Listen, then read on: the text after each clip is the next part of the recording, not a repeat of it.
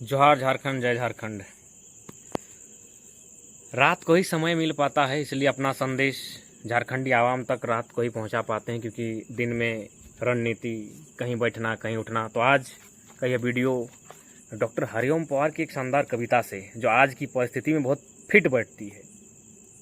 वह कविता कि जो अच्छे सच्चे नेता हैं, जो सच्चे मन से भारत माँ की सेवा कर सकते हैं, जो सच्चे मन से भारत माँ की सेवा कर सकते हैं, उनके चरणों में हम अपने प्राणों को धर सकते हैं। कि जो सच्चे मन से भारत माँ की सेवा कर सकते हैं, उनके चरणों में हम अपने प्राणों को धर सकते हैं। लेकिन जो कुर्सी के भूखे हैं, दौलत के दीवाने हैं, लेकिन जो कुर्सी के भूखे हैं, दौलत के दीवाने हैं, 7 समंदर पार जिनकी तिजोरी में तहखाने हैं, 7 समंदर पार जिनकी तिजोरी में तहखाने हैं, जिनकी प्यास हिमालय, जिनकी प्यास महासागर है, भूख हिमालय पर्वत है, जिनकी प्यास महासागर है, भूख हिमालय पर्वत है, लालच पूरा नील गगन है, 2 कौड़ी की इज्जत है। जिनकी प्यास महासागर है, भूख हिमालय पर्वत है, लालच पूरा नील गगन है, 2 कौड़ी की इज्जत है।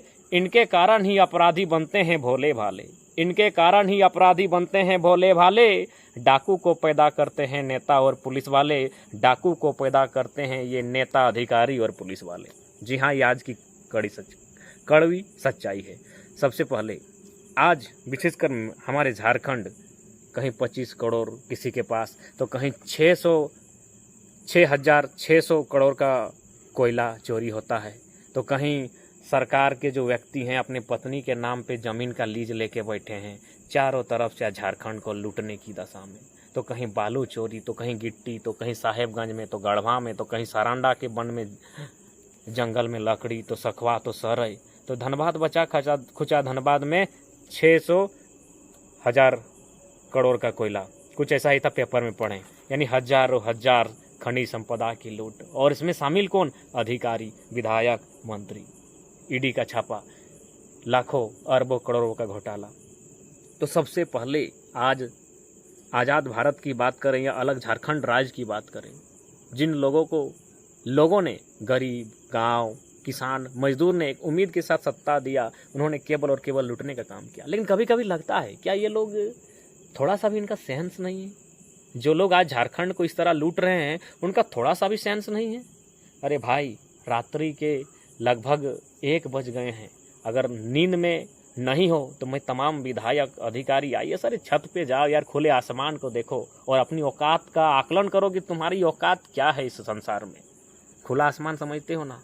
इतने चांद सितारे जो सूरज से लाखों गुना बड़े हैं। सूरज के बारे में जानते हो ना? 6 ट्रिलियन वर्ग किलोमीटर में फैला है सूरज। 6 ट्रिलियन वर्ग किलोमीटर। दिमाग में नहीं हटेगा 6 ट्रिलियन में इतना जीरो होता है। वो सूरज एक दिन खत्म हो जाएगा रे बेईमानो। इसीलिए कह रहे हैं, खुले आसमान में निकलो और अपनी औकात को नापो, इन सितारों से तुलना करो कि हम इन सितारों के सामने क्या है, इस पर्वत पहाड़ों के सामने हमारी औकात क्या है। खुद की औकात की तुलना करो। तुम भूल जाते हो, दुनिया को भूल जाते हो। बड़ी बड़ी किताबें पढ़े IAS बनने के लिए, लेकिन सच्चाई भूल चुके हो कि तुमको भी एक दिन मरना है, सृष्टि को एक दिन मरना है, सूरज को मरना है, चांद सितारों को मरना है, तुमको भी मरना है। तो फिर लूट काहे रहे हो? सिर्फ नौकरी लेने के लिए पढ़े हो क्या? 6 ट्रिलियन वर्ग किलोमीटर में फैला हुआ सूरज मर जाएगा। धरती मालूम है ना, 510 मिलियन वर्ग किलोमीटर में फैली धरती एक दिन मर जाएगी। चांद को मालूम है ना, 38 मिलियन। देखो चांद उगा है, किधर दिख रहा है चांद? देखो 38 मिलियन वर्ग किलोमीटर में फैला ये चांद मिट जाएगा। हिमालय को देखे हो ना, 5,95,000 वर्ग किलोमीटर। तो वो हिमालय कहाँ जाएगा पता नहीं। प्रशांत महासागर के बारे में पढ़े हो ना, IAS IPS हो। 165 मिलियन वर्ग किलोमीटर में फैला प्रशांत महासागर मर जाएगा। तुम्हारी औकात क्या रे? अपनी औकात को भूल क्यों जाते हो? मर जाओगे एक दिन, खप जाओगे एक दिन, फिर इतने दुराचारी, इतने बेईमान कैसे हो गए? क्या इस पैसे को कहाँ लेके जाओगे?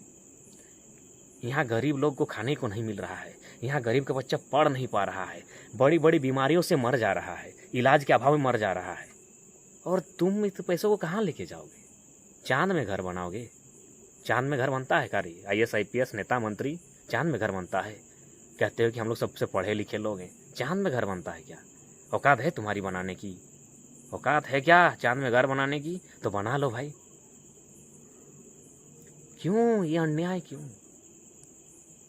ये अन्याय? क्यों ये अन्याय? आखिर क्यों? किसके लिए पैसा तुम जगा रहे, किसके लिए जगा रहे हो? सम्राट अशोक का नाम सुना होगा। 60 लाख भूमि में उनका 60 लाख, आज हमारे पास 32 लाख है, 32 लाख वर्ग किलोमीटर है। कभी भारत की भूमि 60 लाख वर्ग किलोमीटर थी। सम्राट अशोक, क्या उनका वंशज कहाँ है? कोई जानता है क्या? कोई बचा है क्या? तो तुम कौन हो यार, कब तक जिंदा रहोगे? तो जब जानते हो या फिर झूठ मूठ के लिए पढ़ के आए हो, अगर सच में पढ़ के आए हो तो काहे इतना अन्याय कर रहे हो? यहाँ एक जनरेशन को पढ़ने के लिए स्कूल नहीं मिल पा रहा है, इलाज करने के लिए अच्छा अस्पताल नहीं मिल पा रहा है, रोजी रोजगार के लिए कोई नौकरी नहीं मिल पा रहा है, और तुम हजारों करोड़ गटक के बैठे हो, विधायक बने।